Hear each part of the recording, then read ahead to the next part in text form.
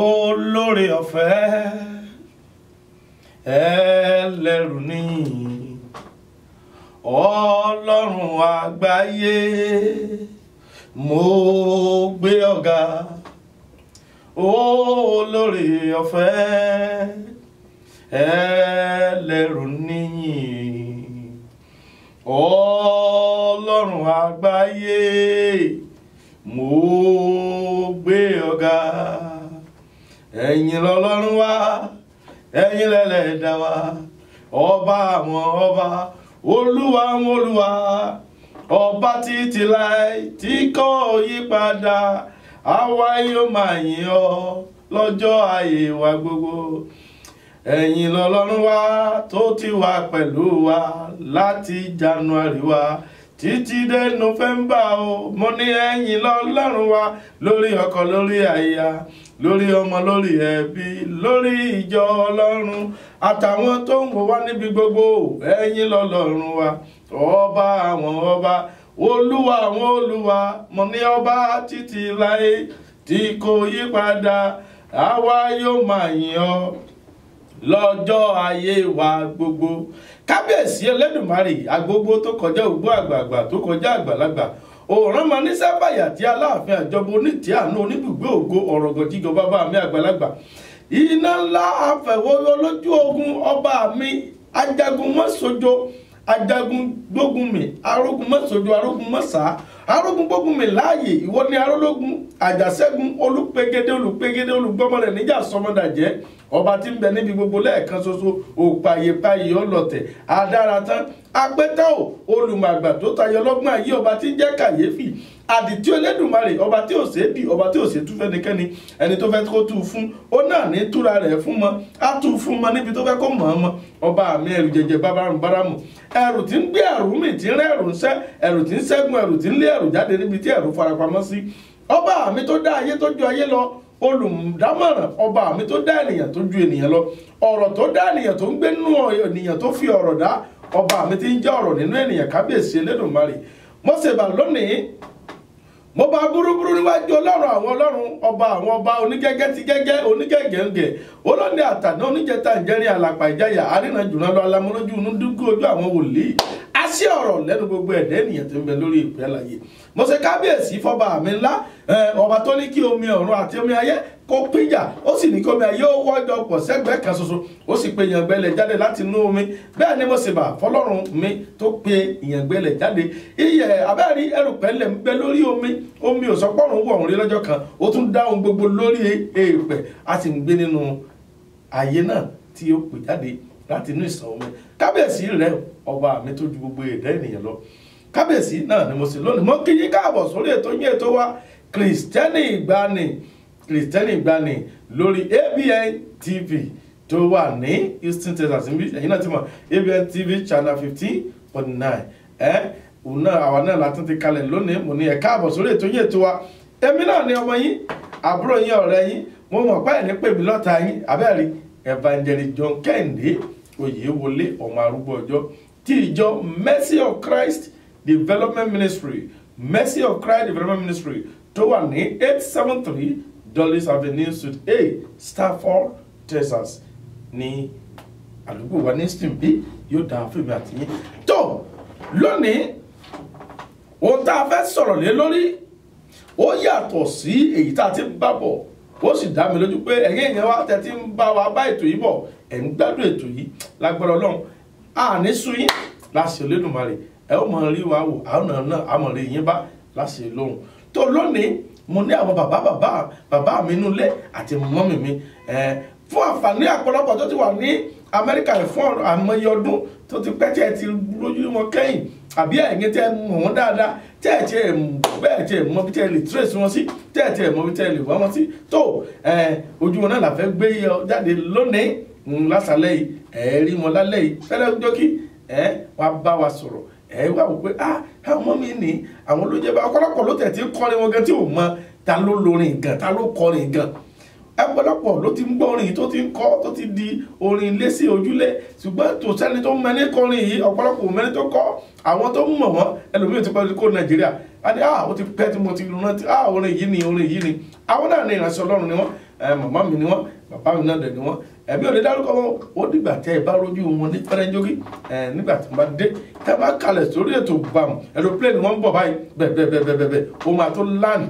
tó bá ti land báyìí ẹ kàn rí pé nínú studio wa ní ABN television channel 15.9 bí náà ní ó sì kí ni ní ó kalẹ̀ sí sọ tó mo kí gbogbo yín láti Elédùmarè pé lónìí ẹ ó gbádùn ètò tòní mo tẹ̀ lákìdáni wọ́n máa ń sẹ́fẹ̀ díẹ̀ rẹ́rìn ilé lónìí láti Elédùmarè ọba mi òkè kò dẹ̀ ní dágbére fẹ́nikẹ́ni nínú wa láṣẹ Ọlọ́run tó ọdún tó ń dọ̀pin lọ à ń súnmọ́ òpin ọdún náà súnmọ́ wa ẹ̀yin abiyamọ ẹ̀yin aráalé ẹ̀yin bàbá ẹ̀yin màmá ẹ ò ní fojú sunkún ọmọ láti Elédùmarè ọmọ ò ní kú mọ́ yín lójú ilé ò ní lé yín ọ̀nà ò ní nà yín ara ò ní ní yín aburú ò ní dé bẹ́ẹ̀ nìkẹ́ni nínú wa ẹ gbọ́ iṣẹ́ ò ní di ìṣẹ́mọ̀ yín lọ́wọ́ ẹ ní bá ìsẹ̀ parí ọdún yìí ẹ ò ní fẹ́kún parí ọdún yìí ohun tẹ́ ti létẹ̀rù bó ti kọjá lọ́kọ̀ ò lè ṣe bá mọ́ gbogbo ẹ̀ pátá lábọ́ àmì òkè yóò sì kí ni ní gbà lé yín lọ́wọ́ ẹ̀rẹ́ àti ayọ̀ àti ìdùnnú náà ni ẹ fi parí ọdún yìí tó kí àwọn bàbá wa mo rí pé aeroplane wọn ti fẹ́ láàdì báyìí kan tó wọlé wá ẹ̀jẹ̀ dókè lọ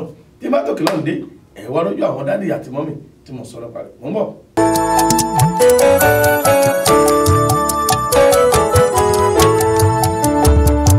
ọjọ́ ti pẹ́ tí mo ti wálé rẹ̀ ọ̀nà ti jí gan omi jẹ́ ojú mi ò gbẹ́rí gbọ̀nà ìyanu tẹ́nikẹ́ni ò lérò bàbá mi yọ nínú ìdààmú ayé. ọjọ́ ti pẹ́ bàbá. ọjọ́ ti pẹ́ tí mo ti wálé rẹ̀ ọ̀nà ti jí gan omi jẹ́ ojú mi ò gbẹ́rí gbọ̀nà ìyanu tẹ́nikẹ́ni ò lérò bàbá mi yọ nínú ìdààmú ayé. Òtítọ́ gẹ́ bàbá ọjọ́ lọ lórí mi o. ọjọ́ lọ òǹkẹ́. ọ̀tá dúró lókèrè owó sì retí ẹlẹ́yà. èmi lẹ́rìí kan ọ̀gá ńlá. Òtítọ́ gẹ́ bàbá ọjọ́ rẹ̀ bí àná. ọjọ́ lọ òǹkẹ́. ọ̀tá dúró lókèrè owó sì retí ẹlẹ́yà. èmi lẹ́rìí kan ọ̀gá ńlá. ikú délé ọkọ̀ bá mi. kò bá mi nílẹ̀ kò bá mi nílẹ̀. àìsàn wá mi n kò sí nílé. n kò sí nílẹ̀. òṣìdàgbére ìdè mi já. ìdè mi já. àìgbàgbọ́ lọ tèmi dire. tèmi dire. ẹlẹ́dàá mi tó pè mí wá sínú àgbo ayé. èmi lẹ́rìí kan ọ̀gá ńlá.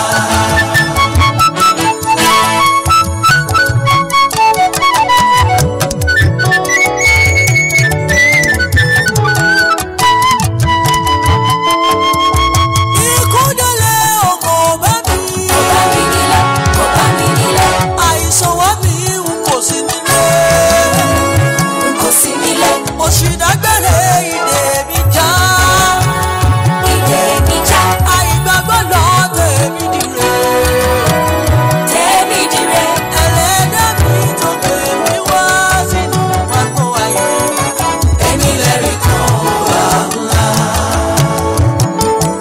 ẹ káàbọ̀ padà sórí ètò yín ètò wa Kristẹni Ìgbàanì ẹ rí i pé mo sọ lẹ́ẹ̀kan pé lálẹ́ tòní pé máa rójú àwọn bàbá mi àti mọ́mì mi ní orí ètò yìí lálẹ́ yìí mo sọ lẹ́ẹ̀kan mo ní aeroplane wọ́n ti ń láǹdì wọ́n bá ti ń láǹdì báyìí dìgbà inú studio wa ní ABN television channel 15.9 bí náà ni ó kalẹ̀ sí lálẹ́ yìí Kristẹni Ìgbàanì tàṣálẹ́ yìí kí la fẹ́ sọ̀rọ̀ lé lórí àwọn òwò gan ló fẹ́ sọ̀rọ̀ àwọn dáàdì mi yìí ọ̀pọ̀lọpọ̀ àmọ́ òpó ṣe mi ti rójú ìrí báyìí tí mo ti rójú ìrí báyìí tára àwọn àlejò tí bàbá ìgbé wá lálẹ́ yìí tó àwọn náà ni ó dárúkọ ara wọn fún yín wọ́n wá sí àwọn àpèjúwe kan tẹ́ fi mọ̀ ẹ́ fi rántí tẹ́ fi ọ̀pọ̀lọpọ̀ tó ń wò káàkiri báyìí ẹ máa wò pé ó dà pé mo mojú dáàdì ó dà pé mo mojú mọ́ mi mọ̀ bóyá àwọn náà ni àbáwọn kọ́ àbọ̀ jọ wọ́n ni àbí ò jọ wọ́n ni tó ẹ káàbọ̀ dáàdì ẹ káàbọ̀ sílé ètò yìí.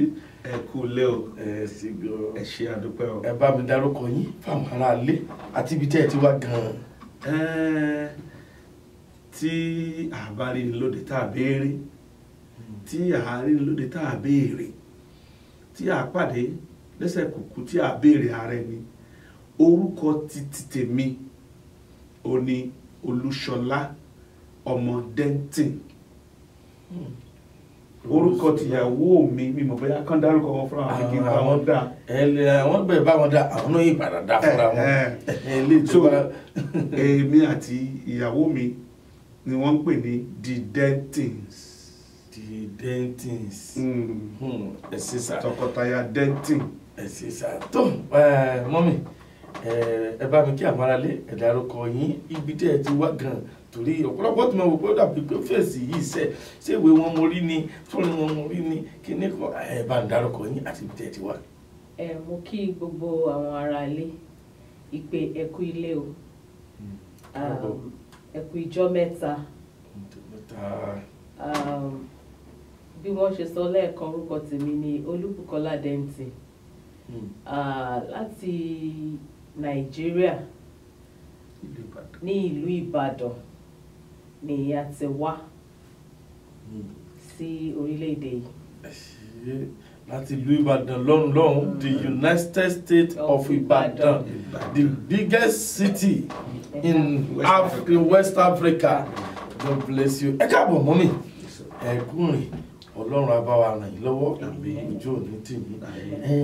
Dáàdì tó láǹfààní àwọn tí wọ́n ń gbọ́ yín wọ́n lè máa wò pé Denton Olúṣọlá Denton wọ́n wà máa forí rò kí ni wọ́n mọ̀ yín sí gan-an ní ìlú Ìbàdàn àbí iṣẹ́ wo gan-an lẹ̀ ń ṣe.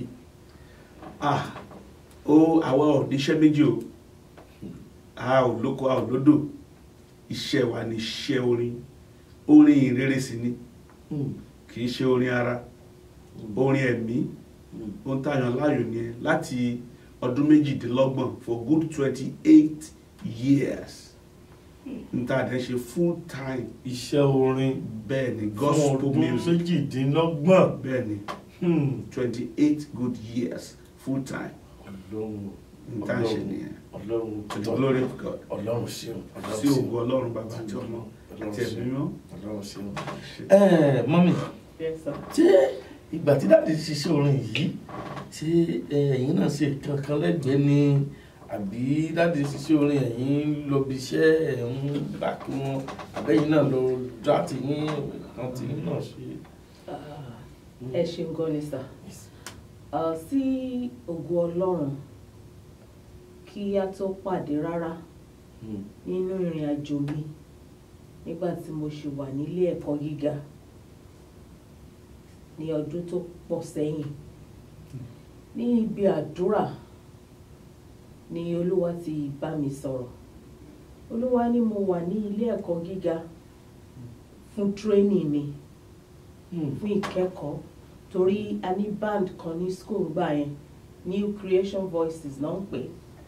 New Creation Voices. Yes. Àwọn tẹjọ wà ń bẹ báyìí tán wò náà bá mọ̀ pé àwọn sọ bẹ́ẹ̀ náà ojú ìjọjú èèyàn mímọ́ ẹja rẹ̀ mú bá ń gbọ́ yìí. So a máa ń kọrin a máa ń travel a máa ń lọ fún evangelism láwọn oríko Ìkìnnú also Òṣogbo Olúwa dà ní pé òun ń train mi lọ́wọ́ torí wípé ọkọ mi máa bá ọkọ mi pàdé nínú iṣẹ́ ìránṣẹ́ torí náà mo wá múra sí pẹ̀lú ẹ̀kọ́ mi bí mo ṣe ń lọ nínú ìrìn àjò yẹn mo bẹ̀rẹ̀ sí ní kọ gbogbo ohun tí Olúwa ń bá mi sọ gbogbo nǹkan tí n bá ń ṣe wo kí n tó bá ọkọ mi pàdé mo ti ń kọ orin mo dẹ̀ ti ń kọ ìwé orin àwọn choruses mo dẹ̀ ti ń ṣe àwọn ìwé kọ̀ọ̀kan ṣùgbọ́n nígbà tí nínú ìrìn àjò yẹn náà ni Olúwa ti sọ fún mi pé you are going to submit to your husband.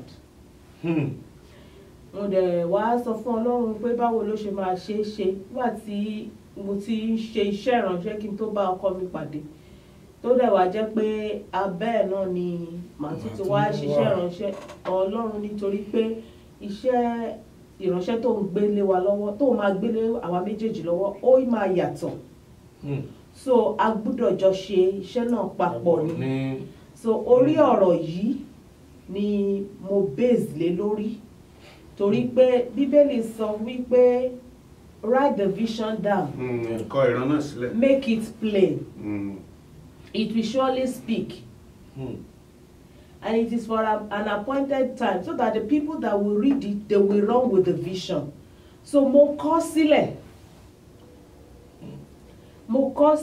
nígbà tí ó wá yá tí a pàdé mo watch mo ń wò ó pé olúwa ṣé ẹni yìí ni fún bíi ọdún mélòó kan kó tó di pé gbogbo nǹkan tí mo ti ń ṣe tí mo ti kọ sílẹ̀ kí n tó wá ní lọ́jọ́ kan mo wá ní I have something to share with you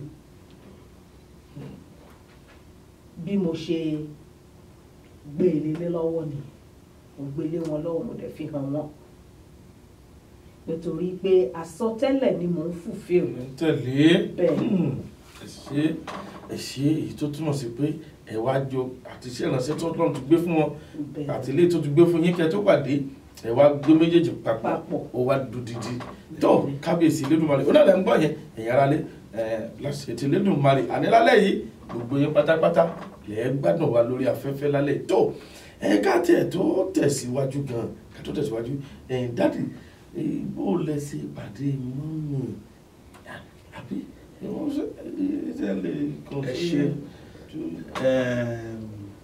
Yorùbá ní ẹni tó bá fẹ́ rí eyín arúgbó ń ta a ní mọ́mì ọkọ yín kọ́ ẹni bá fẹ́ rí eyín arúgbó ń ta tó gbọ́ ìwé kankun àwọn aráàlú náà ti ń gbọ́ ìwé kankun akànrẹ́ rìn mọ́mì girama ọkọ yín kọ́ akànrẹ́ rìn ẹ̀ẹ́rì eyín ẹ̀ ń ta ṣe rí nínú ìrìn àjò ìgbàgbọ́ gẹ́gẹ́ bí mọ́mì ṣe sọ lẹ́ẹ̀kan èmi náà níbi tí mo wà tí n bá gbé gìtá àwọn ọ̀rẹ́ mi bá mi gbé àwọn ọ̀rẹ́ obìnrin tí n bá gbé dùrù keyboard báyìí àwọn ọ̀rẹ́ bá mi gbé Olúwa ní wò wọ́n dáadáa ìkankan nu wọn kì í ṣe ìyàwó ẹ̀ torí ìyàwó ẹ̀ wà níbi tí mo ti ń train ẹ̀ lọ́wọ́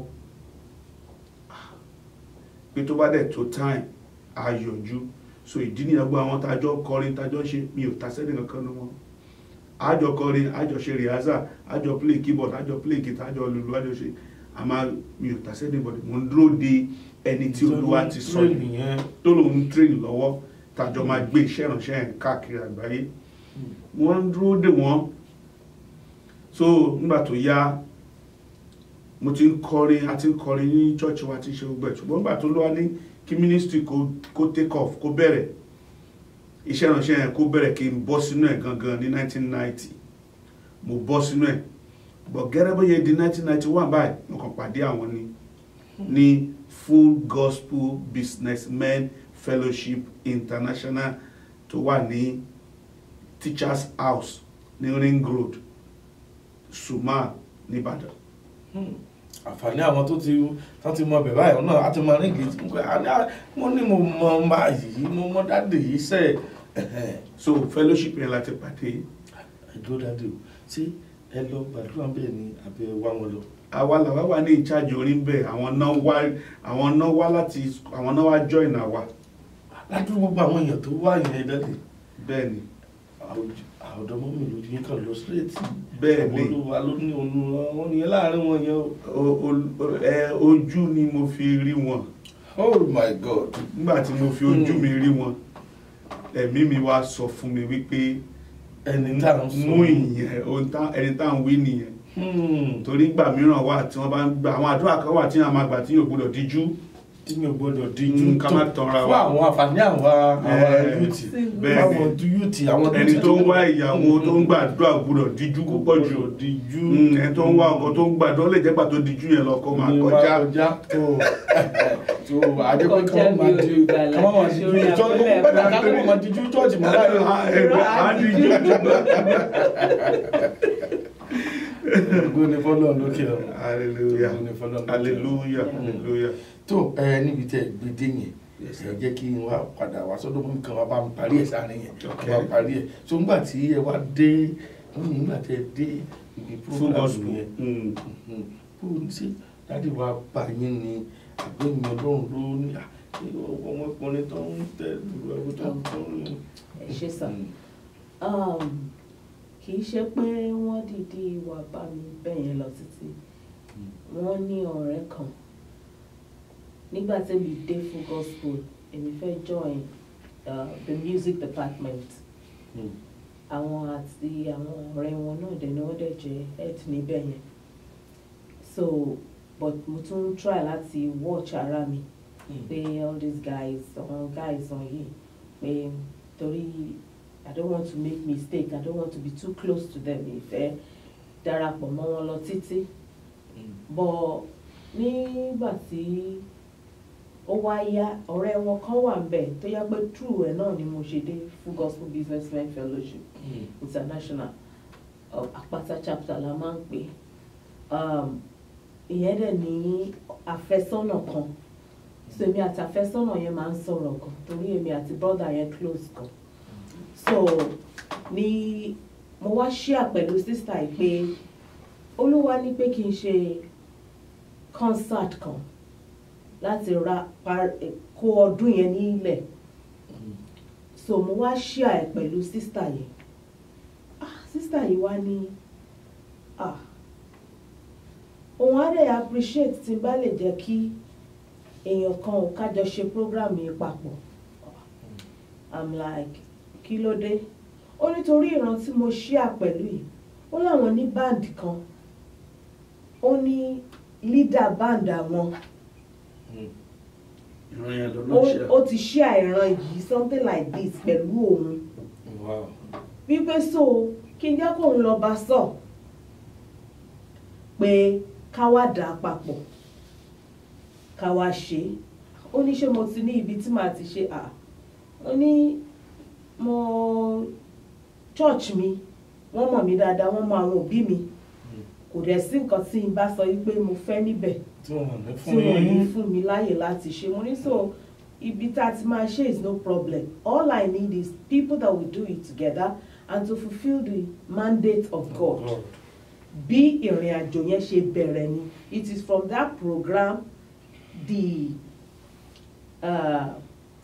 talk started. The talk ni ọ̀rọ̀ bá bẹ̀rẹ̀ tó mọ̀jà tú rẹ̀kẹ̀rẹ̀kẹ̀ lónìí ká pàdé síbi tá a dénú náà tó ẹ̀sẹ̀ dáàdì mi ẹ̀sẹ̀ tó ẹ wá ní tá mo wá ṣàkíyèsí nǹkan kan torí mo rí pé mo ka ìwé kan ní ìwé yìí wọ́n rí pé ó ní í ṣe pẹ̀lú marriage mọ́mì ọ̀pọ̀lọpọ̀ àwọn ọ̀dọ́ nínú kìrìsìtẹ́nì ètò yìí mọ́mì dáàdì ètò yìí máa ń ṣe lórí ètò yìí ni pé à ń dá àwọn èèyàn wa lẹ́kọ̀ọ́ padà sínú ìjìnlẹ̀ ọ̀rọ̀ Ọlọ́run nígbà ayé àwọn kìrìsìtẹ́nì àwọn baba ńlá wa this is how they run Christendom this is how Christianity used to be àwa máa ń gbé yẹ̀wò kìrìsìtẹ́nì àtijọ́ sí kìrìsìtẹ́nì tá à ń ṣe lóde òní bí a ti ń lọ́kọ láti jọ́ sí bá a ti ń ní lóde òní nínú ìgbàgbọ́ tó ẹ̀yin dáàdì ọ̀dà ẹ̀jẹ̀ ń gbé látọ̀dọ̀ dáàdì láti jọ́ gẹ́gẹ́ bí ìrìnàjò ti bẹ̀rẹ̀ tipẹ́tipẹ́ yìí bí lóde o láti jọ́ bí àwọn ọmọ Ọlọ́run tó bá fẹ́ yàn sí tòde òní kí lè rí sí ṣe rí ọ̀rọ̀ yẹn ó jinlẹ̀ ó dẹ̀ lágbára ó gba ọgbọ́n Ọlọ́run àti sùúrù ẹnìkan ò dẹ̀ mọ nǹkan tán ṣùgbọ́n biblical standard wà ń bẹ àgbékalẹ̀ ti bíbélì ó wà ń bẹ fún everybody láti follow ṣùgbọ́n lónìí ọ̀pọ̀lọpọ̀ gbà ń tójú wá rí yẹn bí mi sọ pé bójú tèmi ṣe rí Sister Bukky gbà yẹn mi ò kù gìrì kí n kàn rush lọ kí n lọ bá wọn mo padà lọ gbàdúrà ni ó dára kéèyàn fi ojú ẹ̀ rí nǹkan tó dára ṣùgbọ́n kò tọ́ kéèyàn rí tán kó dẹ̀ bẹ́ mọ́ n tó yẹ kéèyàn ṣe ni pé kéèyàn tẹ̀lé ìgbésẹ̀ tó yẹ kó gbé kó padà sọ́dọ̀ Ọlọ́run mo wá padà lọ bá Ọlọ́run to the glory of God. Ẹ̀mí mímọ́ darí mi bí mo ṣe ń ka Bible láàárọ̀ ọjọ́ kan ó gbé mi lọ sínú Genesis 24 ni. Genesis 24 later ni mo ìṣẹ̀wámọ̀ pé ìṣẹ̀dálẹ̀ àbí ìgbékalẹ̀ Bíbélì fún ìyàwó olókùnú Genesis 24 yẹn. Ibẹ̀ náà ti rí engagement àwọn ṣe yẹn. Mo wá ka Genesis 24 mo wá rí wípé Isaac ò kàn lọ kù gìrì lọ fẹ́ Rebecca. Bàbá ẹ̀ ló ṣe atọ́nà. Ṣé rí àwọn bàbá ńlá wa bí wọn ò tilẹ̀ mọ Kristi ní ilẹ̀ Yorùbá tàbí ní agbègbè ibi táwa ti wá ní Áfíríkà yẹn, Ọlọ́run ń darí wọn torí kéèyàn tó fẹ́ ẹnikẹ́ni àwọn bàbá yẹn lọ ṣèwádìí. Àwọn ni wọ́n wá sí ìdílé lágbájá pé ọmọ yín, ọmọ mi láìkẹ́, ọmọ mi fẹ́ràn ẹ̀, ṣé ọmọ wa lè fẹ́? Àwọn yẹn náà ní òkè fún wa láàyè, àwọn náà tún lọ wo kí ló ṣẹlẹ̀ ní fámìlì lè, kí ló wà ní fámìlì tọ̀hún. Bẹ́ẹ̀ ni Abraham ṣe ṣe. Ó ní kí Eliezer kó búra fóun wípé kò kàn ní gbé just any ọmọ fún ìyàwó fọ́mọ òun, ṣùgbọ́n á lọ sí àárín àwọn ènìyàn òun. Àwọn wo ni àwọn ènìyàn wa? Àwọn Kristẹni bíi ti tiwa ni àwọn ènìyàn tiwa. Àwọn tó ní ìbẹ̀rù Ọlọ́run bíi ti tiwa ni àwọn ènìyàn tiwa. Àwọn tó wà circumcised, àwọn tó wà regenerated, àwọn ní ènìyàn tiwa. Kò jẹ́ kí ọmọ Ọlọ́run tó ti gba Kristi kó kàn lọ gbé just any ìyàwó láti ibòmíràn á ti di àjèjì obìnrin. Ṣùgbọ́n ní kó lọ sí ọ̀dọ̀ àwọn ènìyàn òun, which means pé àwọn yẹn ni èdè wọn jọ máa yéra wọn. Mi sọ pé bóyá Ìgbò Yorùbá báyìí, mò ń sọ nípa ẹni tó ti ní Kristi. Ẹni tó bá ti ní Kristi ó ti di èèyàn wa nìyẹn. Ìbáà jẹ́ màlátò ni, ìbáà jẹ́ àbínò ni, ìbáà jẹ́ èèyàn funfun ni, ìbáà jẹ́ èèyàn dúdú ni, ìbáà jẹ́ Amẹ́ríkà ni, ìbáà anywhere tó kò ti wá, tó bá ti ní Kristi ó ti di ẹ̀dá titun, ó ti di ènìyàn wa. Irú ibi tó yẹ kéèyàn ti lọ yàn nìyẹn. Tí ó bá wá rírú ẹni yẹn kò tí ì tó kí nǹkan tó bẹ́ẹ̀ mọ́ náà, ìyẹn wá lọ gbàdúrà. Ìgbà tí wọ́n bá gbàdúrà tán, ẹ̀mí Ọlọ́run á darí èmi ní kí ẹ̀mí Ọlọ́run kó lọ fọwọ́ tọ́ ìyàwó tèmi ni o. Láti ìjọ nìyẹn. Bẹ́ẹ̀ ni mo ní kó lọ fọwọ́ tọ́ ni, ẹ̀mí Ọlọ́run lọ fọwọ́ tọ́ níjọ́ tí máa gbé kalẹ̀ fún. Ó ló ti fẹ́ sóhun gan pé látijọ́ ìkílé tọkùnrin yóò sọ̀rọ̀. Fi pé ẹ̀mí Ọlọ́run ti lọ fọwọ́ tọ́, ó fẹ́ lè wá sọ fún mi fúnra rẹ̀. Níbi tí ẹ̀mí Ọlọ́run fọwọ́ tọ́ dé, mo yé sọ lóní ẹ ṣe jàre láti jọ mi rò pé kí n kàn sọ pé ẹ lọ máa pray pa, ó ní pray pa kí ni bóun ti pray pa ẹ̀mí náà sọ fún òun pé ṣùgbọ́n òun gẹ́gẹ́ bí obìnrin òun ò gbọdọ̀ sọ ni. Mo wá rí pé ẹ̀mí mímọ́ ṣe pàtàkì nínú gbogbo tí a bá fẹ́ ṣe láti tọ́ wa, pàápàá jùlọ ní ti eré àti ìgbéyàwó. Ẹ jọ̀wọ́ kí a má tanra wa, ẹ̀yin ará ilé. Àwọn ènìyàn wọ́n mọ nǹkan tí wọ́n ń ṣe. Ẹni tó fẹ́ fẹ́ obìnrin tó yẹ kó ṣe sùúrù tí ò ṣe sùúrù tó lọ bá obìnrin yẹn, ó mọ nǹkan tó ń ṣe. Ká má tanra wa. Tó bá di kódà tán Aisha wá bá pásítọ̀ pé kí pásítọ̀ bá ń pray sí ìgbà kó tó gbégbèsè kílé tí ò ní kí pásítọ̀ bá ń pray sí, kó tó máa náwó sí, kó tó máa nára sí, kó tó máa dé tara wọn, kílé tó ní kí pásítọ̀ bá wọn pray sí. Ẹ ṣé dáàdì. Tó ọlọ́lẹ̀ ń gbọ́ ìyàrá ní kí ó tó di pé a lọ sókè lọ́hùn, ẹ jẹ́ sáré béèrè ìbéèrè lọ́wọ́ wọn mi náà ká wá lọ sókè lọ tá a bá dé àtẹ̀sọ́jú mọ́mì láti jọ́ ìjẹba àwọn ìyàwó tó wó lẹ́rí nínú ìlànà bí a ti ń fẹ́ ọkọ bọ́kọ ṣe ń fẹ́ bí a ṣe ń fẹ́ra wa nínú Christendom sítòde òní, àwọn ìyàtọ̀ wo lẹ́tírí tó wà ń pè. Ìyàtọ̀ pọ̀ tí ó wà lóde ìsìn. Àwọn tó wà níta ní ìsìn wọn rẹ́dí láti gbàdúrà mọ́, láti yàn. Tó bá ti rí wọ́n fẹ́ bẹ́ mọ́. Ìyẹn ní. Number 2 ni wípé ní òde ìsìn yìí ọbẹ̀ tó ti jiná ni wọ́n fẹ́ jẹ. Wọn ò rẹ́dí láti bẹ̀rẹ̀ pẹ̀lú anybody. Wọn ò dẹ̀ rẹ́dí láti sọ fẹ́ bèzẹ̀ lórí pé Olúwa wípé. And marriage is about compatibility. Tí èèyàn ò bá ti wà compatible pẹ̀lú ara wa kò lè last. Nítorí ìrìn àjò láíláí for life ni. wọn ò ready láti gbàdúrà mọ́ flash ohun tó ń dán materialism marriage is not about materialism and build marriage ni we build it but àwọn tó wà níta ní ìsìn wọn fẹ́ build marriage mo fi orúkọ bo ọmọ kan ṣe wedding ọmọ ìránṣẹ́ Ọlọ́run kan ṣe wedding láìpẹ́ mo ń wo documentary yẹn from there mo rí tí ọmọ yìí sọ wípé òun ti kọ́kọ́ wà nínú relationship kan thank God for parents that have the fear of God and are born again a gbọ́dọ̀ dúró ti àwọn ọmọ wa. We must be sensitive to the Holy Spirit. ó ní òun ti wà nínú relationship kan tẹ́lẹ̀ ó ní but along the line òun rí pé òun àtẹni yìí òun gbà táwọn ń lọ nínú ìrìnàjò yẹn lòun rí pé àwọn wà compatible pé gbogbo nǹkan kò rí kankan nínú nǹkan tóun ṣe ó lóun dẹ̀ rí wípé òun ní iṣẹ́ ìránṣẹ́ kò sí bó ṣe wù kóun ṣe kò sí iṣẹ́ tó wù kóun ṣe iṣẹ́ ìránṣẹ́ lòun padà máa ṣe ó lóun dẹ̀ wá rí nínú ìrìnàjò yẹn pẹ̀lú ọwọ́ tí màmá òun fi mú àwọn ó lóun ní ẹni yóò lè dàbí kò lè jẹ́ ìyàwó ìránṣẹ́ Ọlọ́run bí màmá mi ṣe dúró ti bàbá mi kó tó di pé bàbá òun wá ní lọ pray dáadáa o lọ pray dáadáa o mi ò fẹ́ sọ fún ẹ pé kó jáwọ́ ṣùgbọ́n lọ pray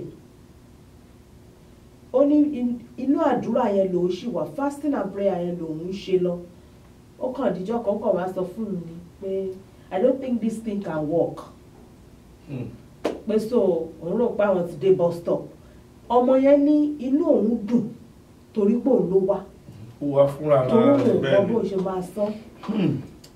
ṣe tó dà bíbí tẹ́ bá dé náà láti gbé torí àwọn ìyàtọ̀ tó wà nìyẹn gan la fẹ́ káwọn èèyàn wá lóde òní especially àwọn táwọn western world yìí táwọn ọmọ wa ń dàgbà síbí we want them to know how it was in those days so they will know that there are a lot of things for them to know to learn in order not to make mistakes and why we have a lot of single mothers all of those things we are coming back to it. Okay. So oda ẹ̀yin lálẹ́ náà lè gbọ́n à ń padà bọ̀ dáadáa àti mọ́mí ò tí ì lọ aeroplane wọ́n sì ó ń sinmi lọ́wọ́ kò tiẹ̀ tí ì retí àti gbéra báyìí àbọ̀ tá a bá padà dé àwa tẹ̀síwájú ń bọ̀ náà.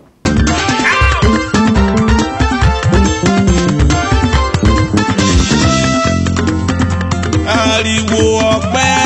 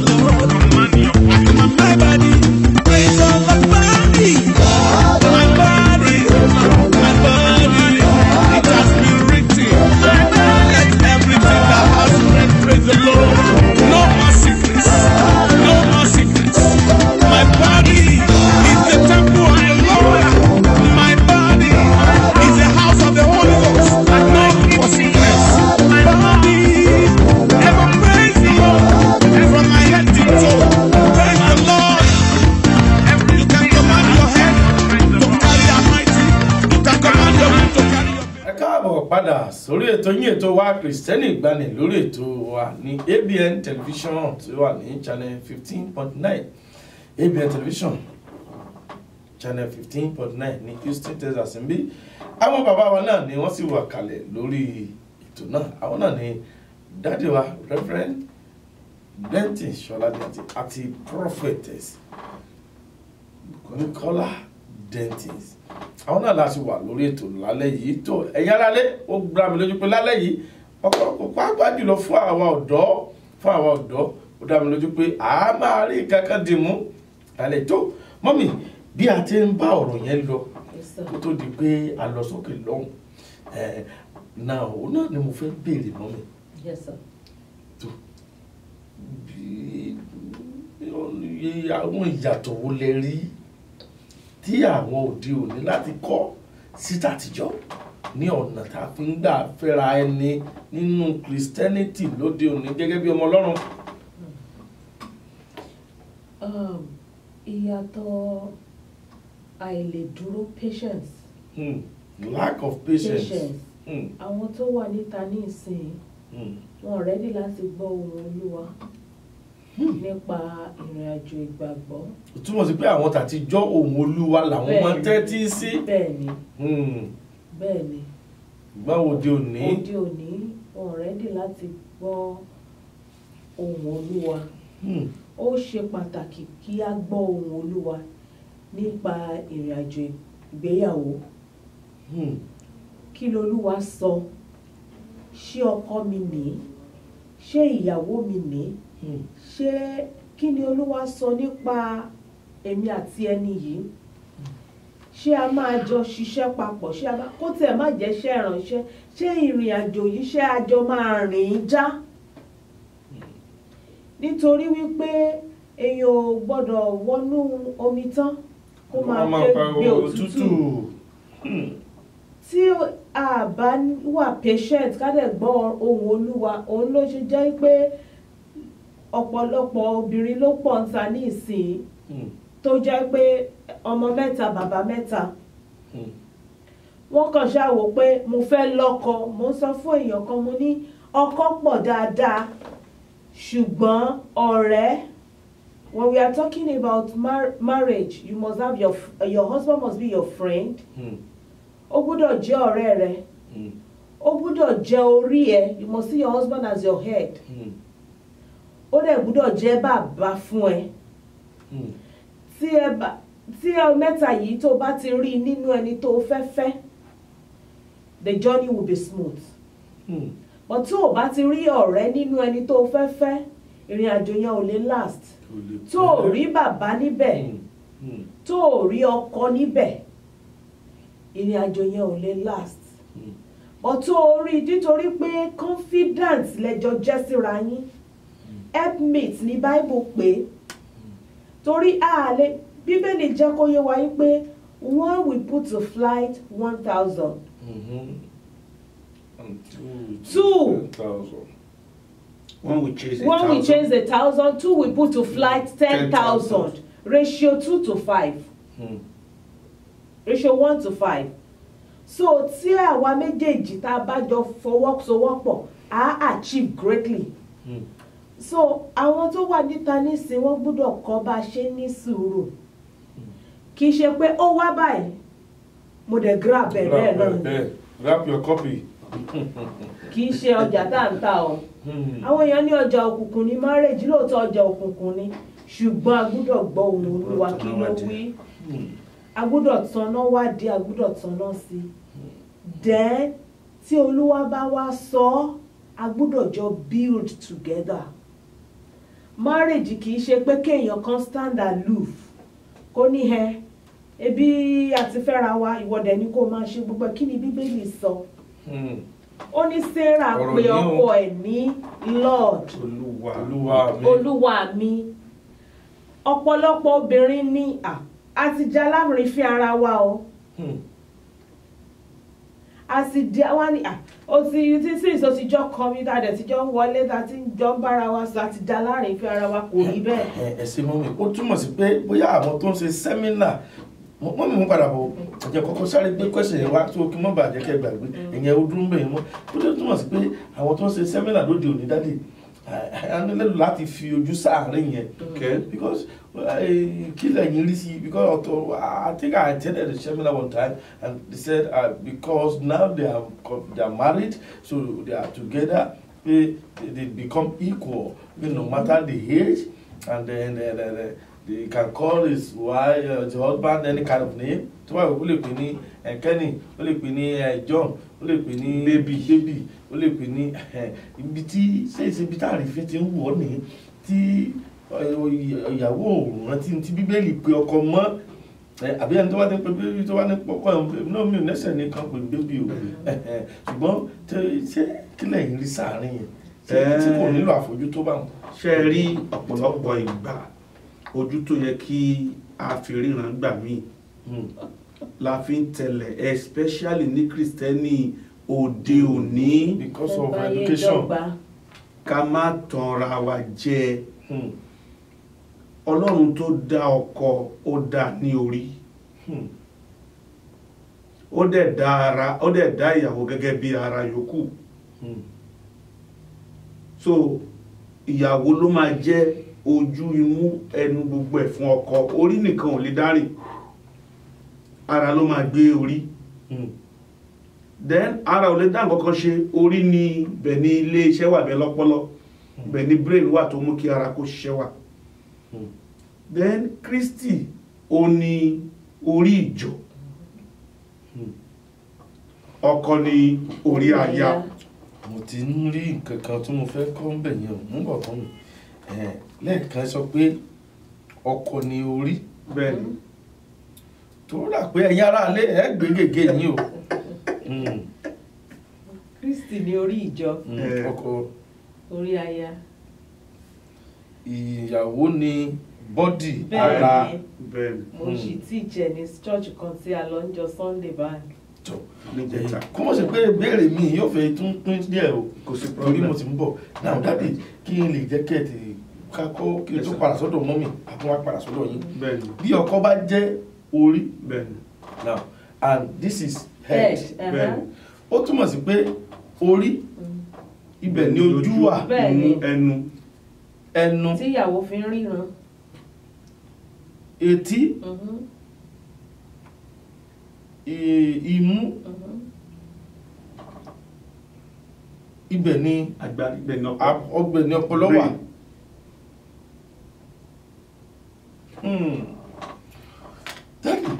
tí ọkọ bá jẹ́ orí bẹ́ẹ̀ni ó túmọ̀ sí pé gbogbo ara gbọ́dọ̀ mọ́ gba àṣẹ látọ̀dọ̀ orí. correct kàwé gan lórí yín pé púpọ̀ you are there. mo padà bọ̀ sọ́dọ̀ yín ṣe rí ìbéèrè ti pọ̀ níbẹ̀ báwọn. bí Jésù ló fi bí Apostle Paul bó ṣe wà ní bíbélì àgbékalẹ̀ bíbélì nìyẹn pé bí Kristi ṣe jẹ́ orí fún ìjọ bẹ́ẹ̀ ni ọkọ jẹ́ orí fún ara àwa ló kù káwa lo common sense wa ká fún mọ báwo lórí ṣe ń function báwo lára ṣe ń function. à ń bọ̀ mẹ́yìn mọ́mí ẹ tẹ̀síwájú. mo sọ ní church tí mo ti minister níjọ Sunday níjẹta mo sọ fún wọn wípé mo ní àwọn obìnrin tó wà ní church mo ní ta ló lè fi ọwọ́ ara ẹ̀ báyìí kó slap orí ara ẹ̀ gbà báyìí pé tó bá ti slap how do you feel ó ló máa dùn mo ní bẹ́ẹ̀ ṣe sọ̀rọ̀ ṣàkàlà sí ọkọ yín bó ṣe rí nìyẹn when you talk rudely or you nag your husband you are slapping your husband you are slapping your head that means you are beating your head every time. One of them said she will suffer headache when you beat your head you suffer headache. mo ti mú nǹkan bẹ̀ yẹn ẹ máa sọ̀rọ̀ yín lọ mọ́ mi. so a gbọ́dọ̀ rí ọkọ gẹ́gẹ́ bí orí ẹni tí ò bá dẹ̀ fẹ́ kó rí òun dàrú ó gbọ́dọ̀ tọ́jú ọkọ ẹ̀ torí obìnrin tí ò bá ti tọ́jú ọkọ ẹ̀ kò tọ́jú orí ẹ̀ nìyẹn. Is it possible for a woman not to take care of her hair, not to go to the salon? The way you take care of your head, you cherish your hair, the head you have on your body. That is your husband.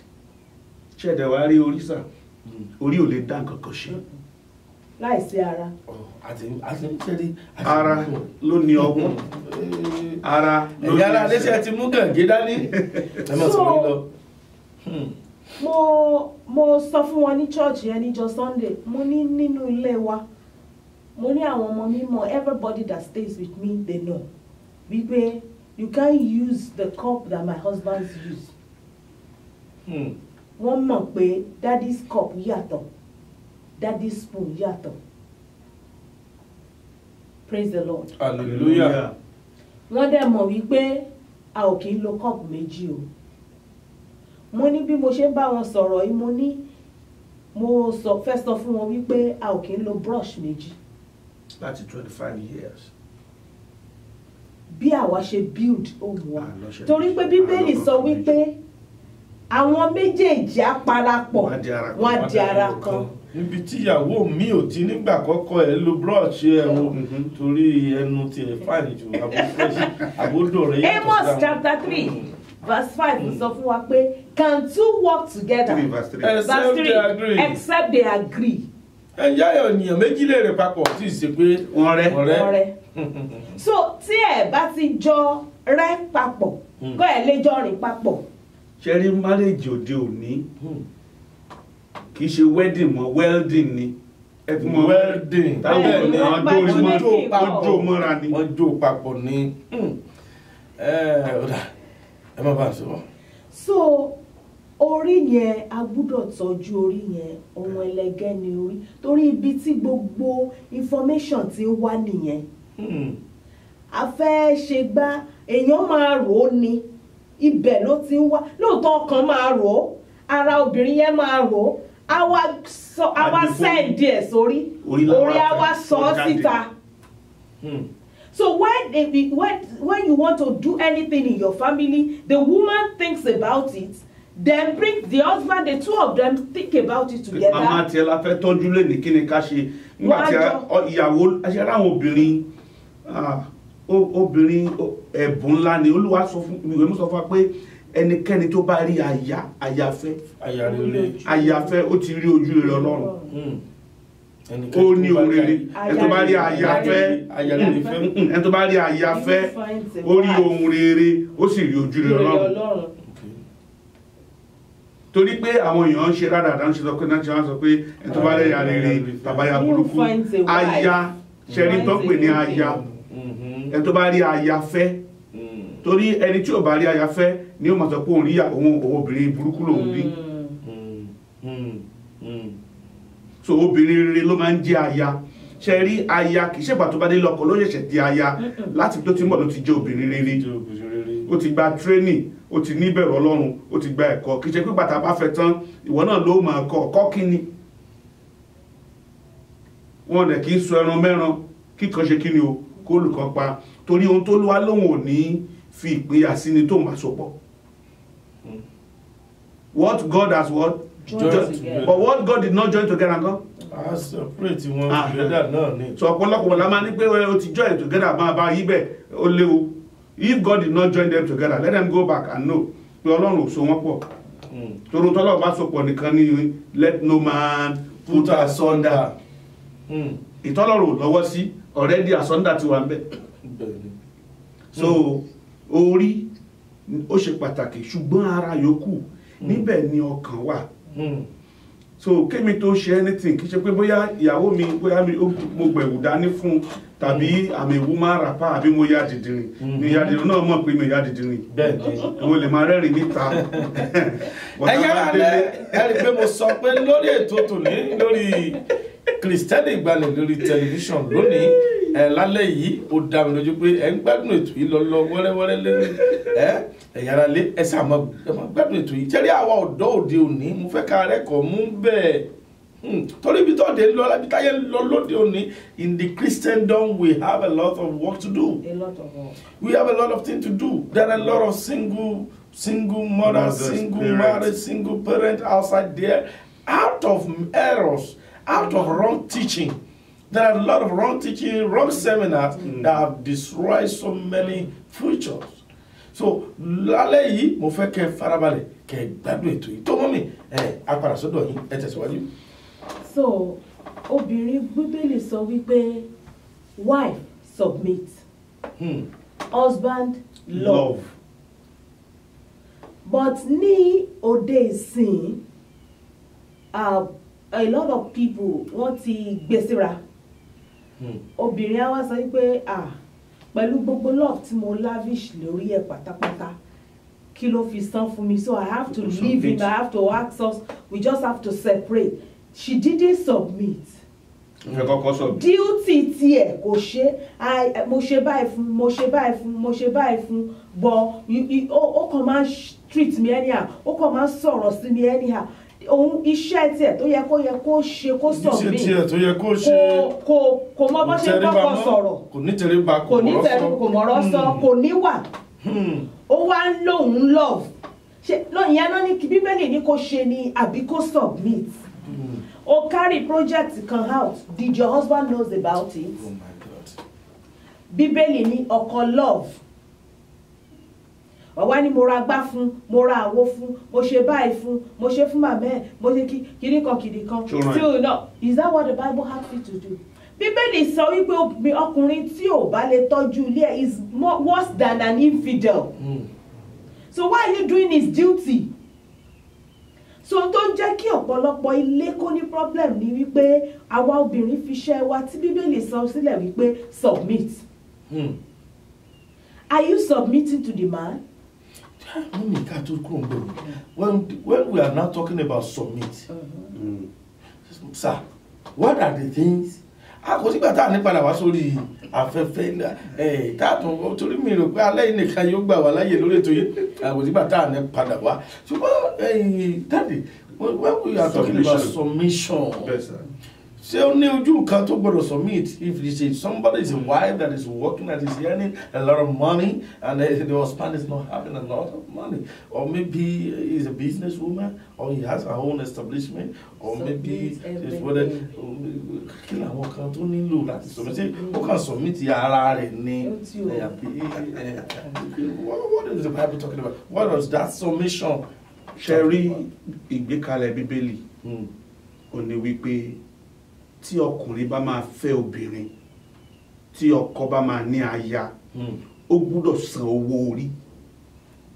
Ọkọ gbọ́dọ̀ san owó orí ìyàwó ẹ̀. Èèyàn gbọ́dọ̀ san owó orí. Bí o ìtàn máa ń gbà nílùú òkè ń gbà wọn. Tó bá ní reject ẹ̀, sọ fún wọn pé ẹ̀tọ́ ẹ̀ ni kí wọ́n gbà, ó gbọ́dọ̀ san owó orí. Tó bá dẹ̀ ti san owó orí ayé ẹ̀, dowry, according to biblical injunctions, ìyàwó ẹ̀ di tiẹ̀ nìyẹn, láti máa fẹ́, láti máa kẹ́, láti máa gẹ̀, kì í ṣe láti máa lùpọ̀ rà owó orí ló san, ó dẹ̀ ti di olówó orí ẹ̀. Ó ti di olówó orí ẹ̀. Bẹ́ẹ̀ ni pé olówó orí mi olúwa mi, that means pé you own, my Lord, you are the Lord over that person. Kó tó ṣe nǹkan á gbàṣẹ lọ́wọ́ ẹ̀. Tó bá dẹ̀ fẹ́ ṣe nǹkan, ìwọ náà ni wàá ṣojú fún, because ojúṣe ọkọ láti defend ilé ẹ̀, láti defend ṣe rí nǹkan tóbìnrin nílò lọ́dọ̀ ọkọ ni love. Tóbìnrin bá dẹ̀ ti rí pé ọkọ fẹ́ràn òun, security ti wà nìyẹn. That is the security. Security lóbìnrin ní. Am I secure? Am I safe with this man? So the woman now kò ní nira pé láti pé kó submit èló lówó. Bí àwọn máa ń ṣiṣẹ́, ó fi support ọkọ ẹ̀ ní. Tó bá dẹ̀ wá gba iye tó bá gbà, ìyàwó mi lè lọ kó dé kó sọ pé iye báyìí náà kó fún un, kí ní kó bá ń kó. Ó ṣe wọ̀. Ó dà ní ibi jẹ́ ìbádé náà láàfi. Bọ̀ á fi hàn mi. àfi fi ẹ̀dùn náà tó dìbò tí bàtà ní padà gbé wá sórí ètò yìí torí pé ọ̀rọ̀ ńlá ni àwọn ọ̀rọ̀ tá à ń sọ lálẹ́ ó dàbí pé ó dùn mọ́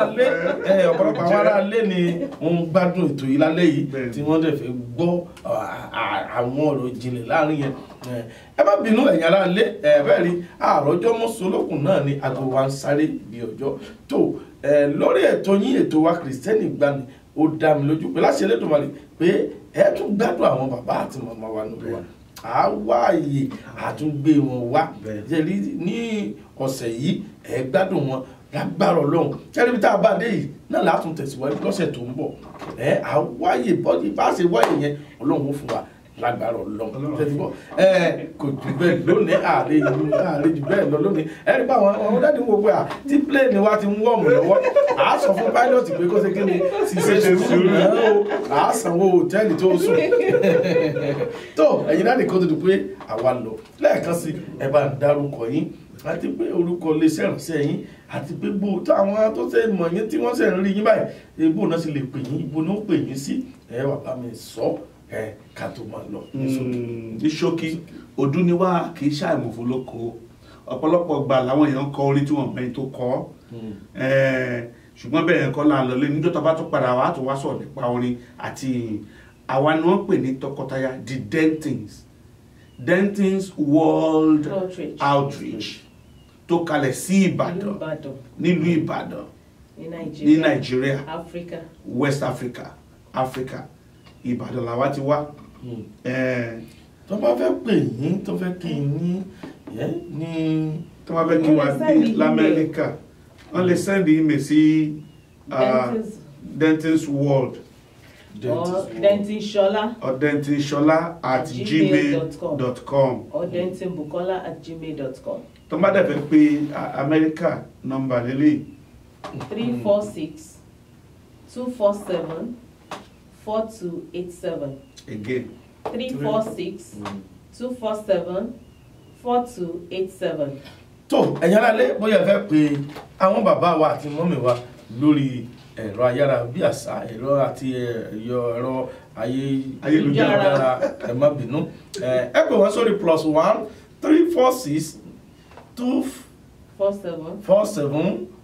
+1-346-247-4287 +1-346-247-4287 bí ẹ fẹ́ pè láti orílẹ̀-èdè Nàìjíríà ẹ̀yin tẹ́ mọ̀ wá ẹ fi +1 sí ẹ̀yin tẹ́ wà ní Canada ẹ̀yin náà fi +1 sí 346 +1 346 247-4287 lẹ́ẹ̀kan sí ẹ̀bá mi dárúkọ yín fáwọn ará ilé.